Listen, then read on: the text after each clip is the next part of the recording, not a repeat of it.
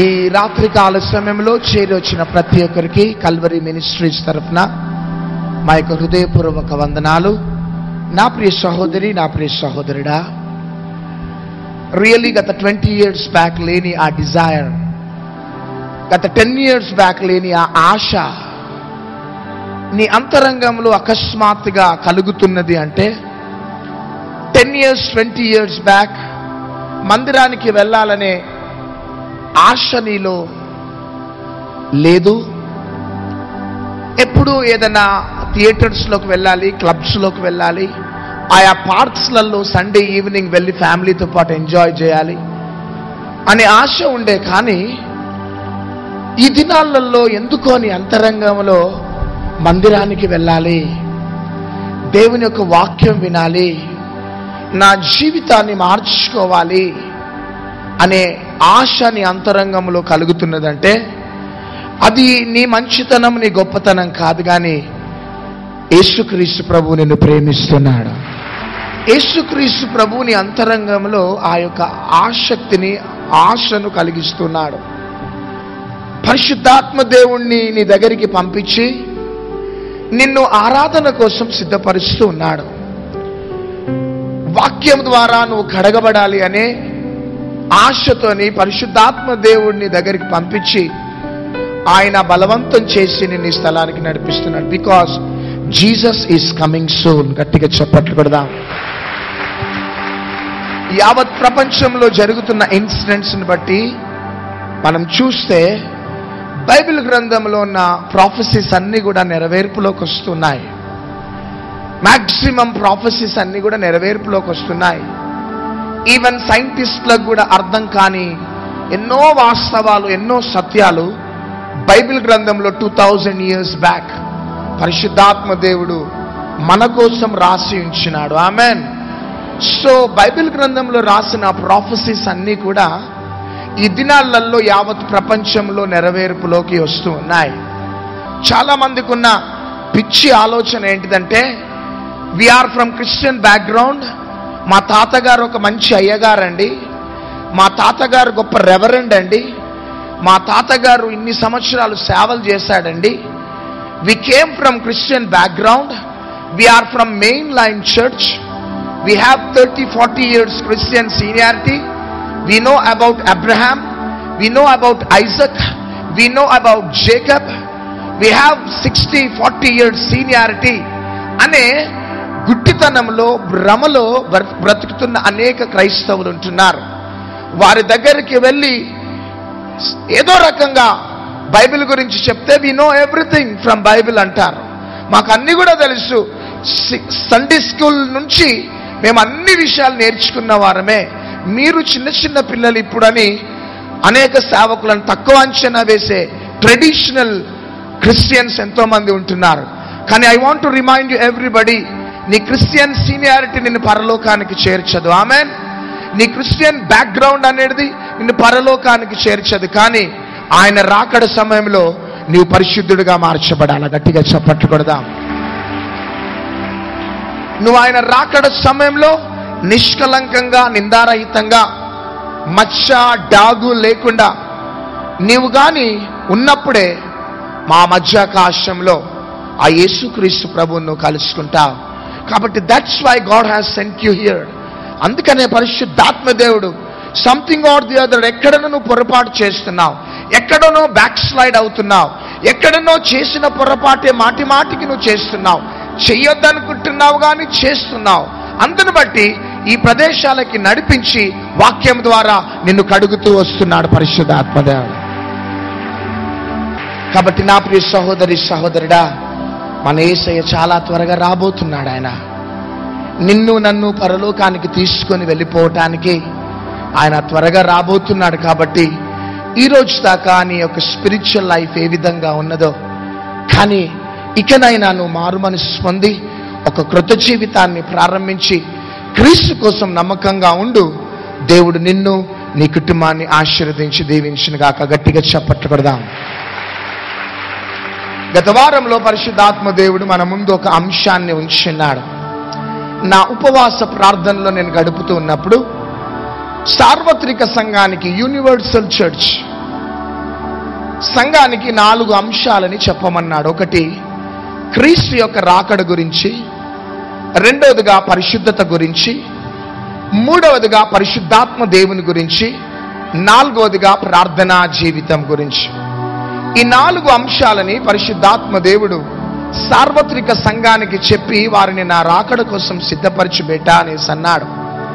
అప్పుడు నేను ప్రకటన గ్రంథము చదవటము, ఆయా హెచ్కేల్ గ్రంథము, దానియేలు గ్రంథము చదువుతూ ఉండటముని బట్టి ఎన్నో వాస్తవాలని, ఎన్నో సత్యాలని పరిశుద్ధాత్మ దేవుడు నాకు వివరించి ఉన్నాడు. కాబట్టి అందరూ కూడా ప్రార్థనా పూర్వకంగా మనం దేవుని యొక్క వాక్యంలోకి వెళ్దాం. నిన్నటి ప్రొద్దున్న ఒక యవనస్తుడు నాకు బెల్లంపల్లికి వచ్చి అన్నాడు, డాడీ నేను యేసయ్య సేవ చేయాలనుకుంటున్నా డాడీ, కానీ మా మమ్మీ దానికి ఒప్పుకుంటలే.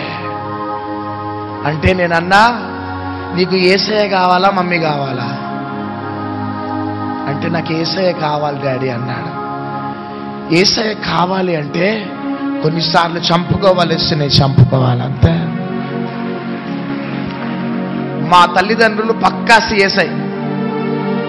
ఏ సిఎస్ఐ అంటే ఐఎస్ఐ మార్క్ సిఎస్ఐ. వాళ్ళకి ఏసఐ కంటే సిఎస్ఐ ఎక్కువ. దేనికంటే ఏసఐ కంటే ఎక్కువ పక్కా ఒరిజినల్ సిఎస్ఐ. మా తాతగారు సిఎస్ఐలో ఒక మంచి రెవరెండ్గా ఉండి చనిపోయింది. ఓకే, దాన్ని వదిలిపెట్టుదాం పక్కకి. సో ఆ సిఎస్ఐ ఫ్యామిలీలో నుంచి నేను ఏసఐని నమ్ముకున్నా. నమ్ముకోగానే ఒకటే చెప్పిండు. ఫస్ట్ మా డాడీ ఏమన్నాడంటే, నువ్వు తీసుకుంటే చిలకరింపు బ్యాప్తిజం తీసుకో. ఏ బ్యాప్తిజమో చెప్పాలా? చిలకరింపు అంటే చిన్నప్పుడే తీసుకుంటారు. ముంచుడు బ్యాప్తిజం తీసుకునేవి అనుకో, నేను నీకు తండ్రిని కాదు, నువ్వు నాకు కొడుకు కాదు అన్నాడు. అంతే.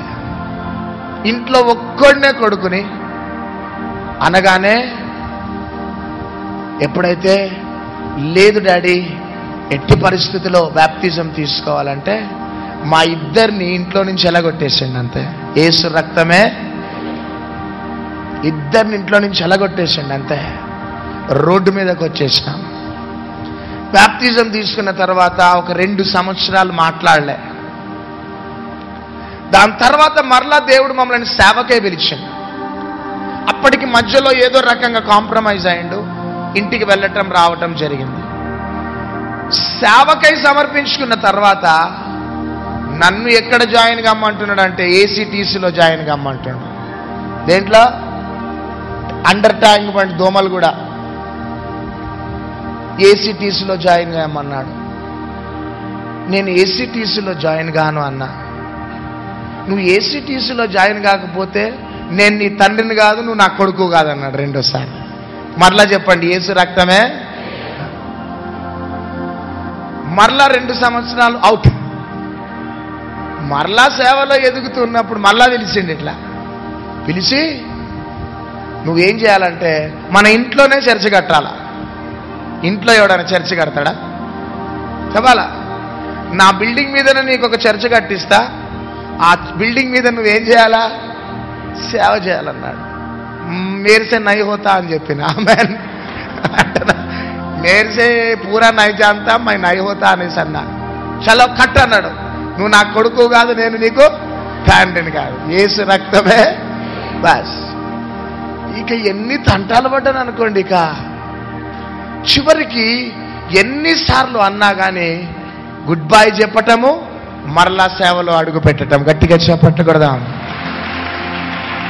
చివరికి నేను దేవుడిచ్చిన ప్రేరేపణ ప్రకారము సేవలో ముందుకు సాగి ఇక దేవుడు గొప్ప గొప్ప అద్భుతాలు చేస్తున్నాడు. రోడ్ల మీద నిలబడి ప్రార్థనలు చేస్తాడు. రోడ్ల మీద ప్రార్థనలు చేస్తే కాలనీలో ఉన్న దయ్యాలు బయటికి రావటం, గొప్ప గొప్ప అద్భుతాలు జరుగుతుంటే అప్పుడు ఆ తండ్రి రియలైజ్ అయినాడు, నీవు ఎన్నుకున్న మార్గమే అది నిజమైన మార్గం. కానీ నేను బయటికి వచ్చేటప్పుడు ఎన్నో పోరాటాలు, రూబారావా శాందరాల అరియాల, నేను సంపూర్ణతలోకి వచ్చేటప్పుడు ఎన్నో వ్యతిరేకతలు, అడుగు తీసి అడుగు వేయలేని వ్యతిరేకతలు, పోరాటాల మధ్యలో, వ్యతిరేకతల మధ్యలో, ఉపద్రవాల మధ్యలో చెప్పవలసిన వారికి గుడ్ బై చెప్పి, ఎప్పుడైతే యేసయ్య చూపెట్టిన మార్గంలో అడుగు పెట్టినానో, యేసయ్యని గట్టిగా పట్టుకున్నామో, యేసయ్య చెప్పింది మేము చేసినామో, అందరూ వదిలిపెట్టిన మా ఒంటరితనంలో యేసయ్య చేతులను పట్టుకోవటంను బట్టి ఆ యేసు క్రీస్తు ప్రభు మమ్మల్ని ఈ స్థితిలోకి తీసుకొని వచ్చాడు. ప్రియ దేవుని బిడ్డలారా, అంత ఈజీ కాదు బిడ్డ. యేసయ్య దగ్గరికి వస్తే పోరాటాలు వస్తాయి, అంతే. వ్యతిరేకతలు వస్తాయి, that's true. According to the Bible I'm telling the truth. పోరాటాలు వస్తాయి. నీ భర్త వ్యతిరేకంగా మారుతాడు, నీ భార్య నిన్ను విడిచిపెట్టి వెళ్ళిపోతుంది, నీ పిల్లలు నీకు చేదుగా మారిపోతారు, మెంటల్ ప్రెషర్స్ వస్తాయి. కానీ మెంటల్ ప్రెషర్స్ మధ్యలో, ఫ్యామిలీ పోరాటాల మధ్యలో, నిందల మధ్యలో, అవమానాల మధ్యలో నువ్వు పట్టుకోవలసినది యేసయ్య పాదాలను గట్టిగా పట్టుకో. హల్లెలూయా. ఎప్పుడైతే ఆ టైంలో నువ్వు పరీక్షింపబడతావు, పరిశోధించబడతావు, దాని తర్వాత ఒక దినమున యేసయ్య నిన్ను లిఫ్ట్ చేస్తాడు. హల్లెలూయా. ఈరోజు హైదరాబాద్, సికింద్రాబాద్లో వాడబడుతున్న సేవకులు, పెద్ద పెద్ద కాంగ్రిగేషన్ ఉన్నవారు ఈరోజు వాళ్ళని ఉట్టిగుట్టిగా పాయింట్అవుట్ చేస్తూ ఉంటారు. అందరూ వాళ్ళని పాయింట్అవుట్ చేస్తూ ఉంటారు. అది ఇది అని సేవకులని అనేకులు పాయింట్అవుట్ చేసి క్రిటిసైజ్ చేస్తూ ఉంటారు. కానీ వారు ఈరోజు ఆ కండిషన్లోకి రావటానికి ఎన్ని శ్రమలు పడ్డారో గట్టిగా చప్పట్లు కొడదాం. ఎన్ని శ్రమలు, ఎన్ని పోరాటాలు, ఎన్ని వ్యతిరేకతలు అనుభవిస్తే ఈరోజు ఆ సేవకులను దేవుడు ఆ విధంగా బ్లెస్ చేశాడు. Don't simply point out any servant of God. Don't simply point out any organization. It's none of your business. నువ్వు చేయవలసినది ఒకటే, యేసయ్య నీతో ఉన్నాడా లేదా? ఆమేన్. నువ్వు యేసయ్యకి ఇష్టమైన బిడ్డగా ఉన్నావా లేదా? ప్రతి ఫ్రాక్షన్ ఆఫ్ సెకండ్స్ నిన్ను నువ్వు పరీక్షించుకోవాలా. హల్లెలూయా.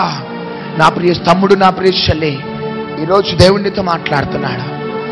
అపోస్తుల కాలంలో వారు భూలోకాన్ని తల్లక్రిందులుగా చేస్తున్నారు. గట్టిగా చప్పట్లు కొడదాం. వారు ఎక్కడికి వెళ్ళిన అద్భుతాలు జరుగుతున్నాయి, సూచక క్రియలు జరుగుతున్నాయి, మహత్కార్యాలు జరుగుతున్నాయి. వెండి బంగారములు మా దగ్గర లేవు, కానీ మా దగ్గర ఉన్నదల్లా నజరేయుడైన యేసు నామములో లేచి నడవగానే కుంటివాడు లేచి నడిచినాడు. వారు ప్రార్థన చేయగానే భూమి కంపించింది. వారు ప్రార్థన చేయగానే చెరసాల పునాదులు అదిరినాయి. వారు ప్రార్థన చేసినప్పుడు చెరసాల గోడలు బద్దలైపోయినాయి. అద్భుతాలు జరిగినాయి, సూచక క్రియలు జరిగినాయి, మహత్కార్యాలు జరిగినాయి. సృష్టిని ఆజ్ఞాపించగానే సృష్టి లోబడ్డది, దయ్యాలను ఆజ్ఞాపించగానే దయ్యాలు లోబడ్డాయి. ప్రతి నిత్యము వాళ్ళ ద్వారా దేవుడు గొప్ప గొప్ప మహిమ కార్యాలు చేసుకున్నాడు. ఆ మహిమ కలిగిన కార్యాలు జరగక ముందు, ఆ మహిమ కలిగిన దీవెనలు పొందుకోక ముందు, వారు ఉన్నతమైన స్థాయిలోకి వెళ్ళక ముందు దేవుని కోసం విడిచిపెట్టవలసిన అన్ని కూడా విడిచిపెట్టినారు. గట్టిగా చప్పట్లో. విడిచిపెట్టవలసిన అన్ని విడిచిపెట్టినారు. ఆమేన్. రెండవదిగా నిందలు, అవమానాలు, వ్యతిరేకతలు, పోరాటాలు వచ్చినప్పుడు స్టేబుల్ గా నిలబడ్డారు. కొంతమంది ఈ దినాలలో యేసయ్యను నమ్ముకుంటారు, వాళ్ళ పాత ఆచారాలు మాత్రం విడిచిపెట్టరు. పెళ్లిళ్ళు కావాలంటే వాళ్ళకి ఏ రోజులు కావాలా చెప్పాలా? నోర్లు తెరవరు, చెప్పాలి. పెళ్లిళ్ళు కావాలంటే వాళ్ళకి మంచి రోజులు కావాలా? పాత ఆచారాలు విడిచిపెట్టలేరు. మా కులమో మా క్యాస్ట్ వల్లే కావాలా? ఇవి సావము కొంతమందికి. కానీ స్టేజ్ మీదకి వస్తే మాత్రం ఎక్కడ లేని భాషలు. ఆమెన్. హల్లెలూయా. కానీ యేసయ్య నమ్ముకున్న తర్వాత మనదంతా ఒకటే కులం. హల్లెలూయా. ఈరోజు దేవునితో మాట్లాడుతున్నాడు బిడ్డ. ఒకవేళ ఇంకా దేవుని కోసం ఏమైనా విడిచిపెట్టలేకపోతున్నావా? కొన్నిసార్లు శ్రమలు, కష్టాలు, నిందలు, అవమానాలు వస్తే ఎందుకు నాకే వస్తున్నాయి అనుకుంటున్నావా? ఎందుకు నీకే వస్తున్నాయో తెలుసా? యేసయ్య నిన్ను ఎక్కువగా ప్రేమిస్తున్నాడు కాబట్టి. అర్థమవుతుందా? నువ్వు ఎంత నిచ్చెన ఎక్కుతావంటే అంత నిచ్చెన కట్ చేయబడతా ఉంటది. ఎంతమందికి యేసయ్య ఎక్కువగా ప్రేమించాలని ఉన్నది? కుడి చేయి పైకి ఎత్తండి. ఫస్ట్ లేపుతున్నారు చేతులు. యేసయ్య నిన్ను ఎక్కువగా ప్రేమించాలంటే నీకు ఎక్కువగా శ్రమలు వస్తాయి. ఇప్పుడు లేపండి చేతులు. హల్లెలూయా, హల్లెలూయా. ఆ శ్రమలు వచ్చినప్పుడు, ఆ పోరాటాలు వచ్చినప్పుడు ఎవ్వరు నీతో ఉండరు. నీతో నుండేది ఎవరంటే యేసయ్య మాత్రమే. అపోస్తులకు తెలుసు, యేసయ్య ఒకసారి చేయి పట్టుకున్నాడంటే ఆయన చనిపోయేంత వరకు కూడా విడిచిపెట్టే ప్రేమ కాదేసయ్య. హల్లెలూయా, హల్లెలూయా. ఒకసారి మీటింగ్ అయిపోయింది. ఒక అంకుల్ అక్కడ నిలబడ్డాడు. మీటింగ్ అయిన తర్వాతనే, నానా ఒకసారి అపోలో హాస్పిటల్ వెళ్దాం రావా అన్నాడు. ఎందుకు అంకుల్ అంటే, ఆంటీ సీరియస్ కండిషన్లో ఉన్నది, రావా? ఎవరో అంకుల్ నాకు తెలియదు పాపం. సరే అంకుల్ వెళ్దామని అపోలో హాస్పిటల్ వెళ్ళిన. ఆంటీ సీరియస్ కండిషన్లో ఉన్నది. నేను వెళ్ళిన అన్ని ఆ వెంటిలేటర్స్లో ఉన్నది ఆంటీ. అప్పుడు అంకుల్ ఏమంటున్నాడంటే, నానా ఆంటీ చనిపోయేటట్టు ప్రార్థన చేయి నానా, త్వరగా పల్స్ ఆగిపోయేటట్టు ప్రార్థన చేయి నానా అంటున్నాడు. ఏంటిది అంకుల్ ఇట్లా అంటున్నాడంటే, 4.5 లక్షలు అప్పు అయిపోయింది ఇప్పటికీ అపోలోలో. నా కొడుకులు వెళ్ళిపోయినరు, నా బిడ్డలు వివాహాలు చేసుకొని వెళ్ళిపోయినరు. నేను ఆంటీ నా పెన్షన్ మీద బతుకుతున్నాం బిడ్డ. మా దగ్గర డబ్బులు లేవు. అక్కడ చూస్తేనేమో బిల్లు 4.5 లక్షలు అయిపోయింది. నేను కట్టుకోలేను నానా. ఆంటీ చనిపోతే ఒక వారం రోజులు ఏడుస్తానేమో, కానీ బిల్లు కట్టుకోలేకపోతున్నాను. ఆంటీ చచ్చిపోయేటట్టు ప్రార్థన చేయనానన్నాడు.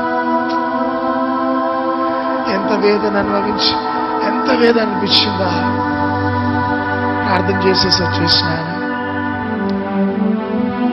రియల్లీ చూడండి, కొన్ని సంవత్సరాల నుంచి భార్యాభర్తలుగా ఉన్నప్పటికీ ఆ అంకుల్ అంటున్న మాట, చనిపోయేటట్టు ప్రార్థన చేయమంటున్నాడా? దేవుని బిడ్డలారా, ఎందుకు ఇంత క్లియర్గా నేను చెప్తున్నానంటే, మా అనుభవాలలో నుంచి మాటలు నేను చెప్తున్నాం. నువ్వు ఎవరినైతే ఎక్కువగా ప్రేమిస్తున్నావో ఆ వ్యక్తి ప్రేమలో ఒక దినమున మార్పు కలుగుతుంది. ఆమెన్. నీ భర్త ప్రేమ కావచ్చు, నీ భార్య ప్రేమ కావచ్చు, నీ పిల్లల ప్రేమ కావచ్చు. ఒకానొక దినమున వారి ప్రేమలలో మార్పు కలుగుతుంది. కానీ మార్పు చెందని ప్రేమ ఎవరిదంటే,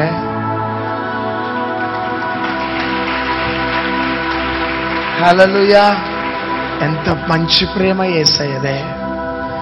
నువ్వు యేసయ్యను విడిచిపెట్టినా, చూడండి, పేతురు యేసయ్యను విడిచిపెట్టినా, పేతురుని యేసయ్య విడిచిపెట్టినా? చెప్పాలి బిడ్డ, పేతురు అన్నాడంతే. యూదా ఇస్కరియోతు యేసయ్యను విడిచిపెట్టినా, యేసయ్య యూదా ఇస్కరియోతును విడిచిపెట్టలే. ఆయన మనస్సాక్షి గద్దించటమును బట్టి ఎందుకు ఉరేసుకొని చచ్చిపోయిందంటే, అయ్యో నేను యేసయ్యను తృణీకరించిన, కానీ యేసయ్య మాత్రం నన్ను తృణీకరించలే. ప్రియ దేవుని బిడ్డలారా, యేసయ్య ప్రేమ మంచి ప్రేమ బిడ్డ. మనం కొన్నిసార్లు యేసయ్యను విడిచిపెట్టినా, యేసయ్య రోజు వచ్చి అని తలుపు తట్టుతా ఉంటాడు. అది గొప్ప ప్రేమ, యేసయ్య ప్రేమ. ఎందుకు అపోస్తులు భూలోకాన్ని తల్లక్రిందులుగా చేసినారో తెలుసా? ఎఫెసీ, దానికి అర్థం అపోస్తుల చర్చ్, డిజైరబుల్ చర్చ్. ఎందుకంటే యేసయ్యని ఎక్కువగా ప్రేమించిన సంఘం అది. గట్టిగా చప్పట్లు కొడదాం. యేసయ్య కోసం అన్ని త్యాగం చేసిన సంఘం అదే. ఈరోజు యేసయ్య కోసం అన్ని త్యాగం చేస్తావా? ఎంతమందికి ఆ ఆశ ఉన్నది? కుడి చేయి పైకి ఎత్తండి. ఒకటే చెప్తున్నా బిడ్డ, మీకు మీ మమ్మీ డాడీని ప్రేమించొద్దని మేము బోధ చేయట్లే. నీ భర్తని ప్రేమించొద్దు, నీ భార్యని ప్రేమించొద్దని this is not our doctrine. కానీ నువ్వు ఎవరిని ప్రేమించినా యేసయ్య తర్వాతనే వారిని ప్రేమించాలా. ఇక్కడ ఒక యవ్వన బిడ్డ ఉన్నది, వివాహం అయింది నీకు యంగ్ ఏజ్ లో నీ భర్తను ఎక్కువగా ప్రేమించినావు, నీ భర్తనే సర్వం అనుకున్నావు. కానీ ఈరోజు నీ భర్త నీకు చేదుగా మారిపోయాడు. ఎవరా యంగ్ గర్ల్ లేచి నిలబడాలా? ఇదిగో యేసయ్య ప్రేమ నేను తాకుతున్నది. చేతులు పైకెత్తు, పట్టుకోండి వెనకాల. Touch touch touch. ఇక్కడ ఒక సహోదరుడు ఉన్నాడు. నీ చేతిలో కొన్ని దినాల క్రితం డబ్బు చేతిలో చాలా ఉండే, చేతిలో వేలు ఉండే, లావిష్గా ఖర్చు పెట్టేవాడవు నువ్వు. ఇష్టం వచ్చినట్లు డబ్బు ఖర్చు పెట్టేవాడవు నువ్వు. కానీ ఈరోజు డబ్బు అంతా నీకు దూరమైంది, చేతిలో చిల్లి గవ్వలేదు నీకు. ఎవరా సహోదరుడు లేచి నిలబడాలా? చేతిలో డబ్బున్నప్పుడు పట్టుకోండి వెనకాల రెడ్ డ్రెస్, లావిష్గా ఖర్చు పెట్టినావు బిడ్డ నువ్వు. కానీ ఈరోజు చేతిలో డబ్బు లేదు. పట్టుకోండి రెడ్ షర్ట్ ని పట్టుకోండి. చేతిలో డబ్బు లేదు, ఈవెన్ పెట్రోల్ పోసుకోవడానికి కూడా డబ్బు లేదు. అవునా? చూడండి, పట్టుకోండి వెనకాల. కానీ ఈరోజు నువ్వు ఏమని ఏడుస్తావంటే, యేసయ్యా నన్ను ఫైనాన్షియలీ నువ్వు బ్లెస్ చేసినప్పుడు నేను లావిష్గా డబ్బులు ఖర్చు పెట్టినా. కానీ ప్రభువానికి నమ్మకంగా ఉంటే ప్రభువాన్ని బ్లెస్ చేయి. చాలా త్వరలో మరలా నువ్వు కోల్పోయిన పాత స్థితిని దేవుడు నీకు అనుగ్రహించబోతున్నాడు. చేతులు పైకెత్త, పట్టుకోండి వెనకాల. Touch touch. ఇక్కడ ఒక గర్ల్, ఒక లేడీ ఉంది. నీ అందాన్ని చూసి నువ్వు చాలా మురిసిపోయేదానివి. ఎప్పుడు చూసినా అద్దం ముందు నీ అందాన్ని చూసుకుంటూ ఉండేదానివి. కానీ ఈరోజు నీ ముఖం మీద సంథింగ్, ఏదో నీ ముఖమును కప్పివేసే ఒక ప్యాచెస్ వచ్చినాయి. ఎవరా సహోదరి? లే త్వరగా వెనకాల పట్టుకోండి. Touch touch. సహోదరి సంధ్య. ఎవరి పేరు కలిగిన సంధ్య? సంధ్య అనే పేరు కలిగిన సహోదరి త్వరగా నిలబడాలా. ఎక్కడున్నావు? కొన్ని మెంటల్ ప్రెషర్స్తో నువ్వు సఫర్ అవుతున్నావు.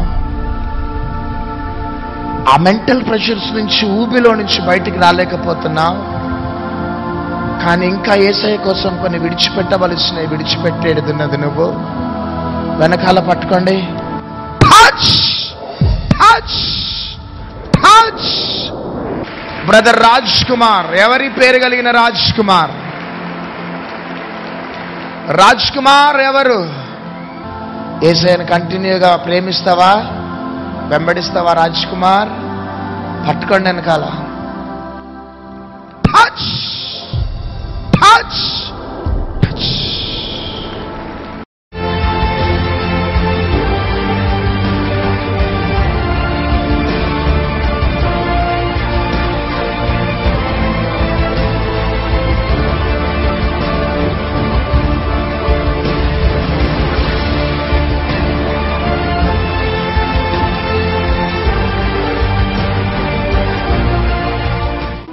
నేను 2 వారాల ఈ కాలం ఒక్కటే గుంజుడు, చేయి లేవకుండా అయింది. అయితే ప్రభుజీ ఆయన అది రాసుకున్నా 2 వారాలు అయితే తక్కువైంది, ఇట్లా లేస్తుంది చెయ్యి. ప్రభుకు వందనం.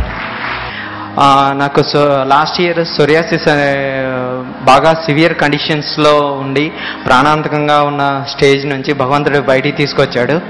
అలానే కాకుండా సెంట్రల్ గవర్నమెంట్ జాబ్తో, ఇప్పుడు బ్యాంక్ జాబ్తో దీవించాడు. ఇనిషియల్ పోస్టింగ్ కోల్కతాలో ఇస్తే అక్కడ 1 month కంటే ఎక్కువ సర్వైవ్ అవ్వలేకపోయాను. భగవంతుడికి ప్రేయర్ చేసుకున్న తర్వాత నన్ను ఇప్పుడు హైదరాబాద్కి ట్రాన్స్ఫర్ చేశారు. Praise the Lord. నా పేరు విజయ్ కుమారి. 1.5 సంవత్సరం నుంచి యాక్సిడెంట్ అయింది. నాకు నడుముల నొప్పులు, కాళ్ళ నొప్పులు, రోజు జ్వరం.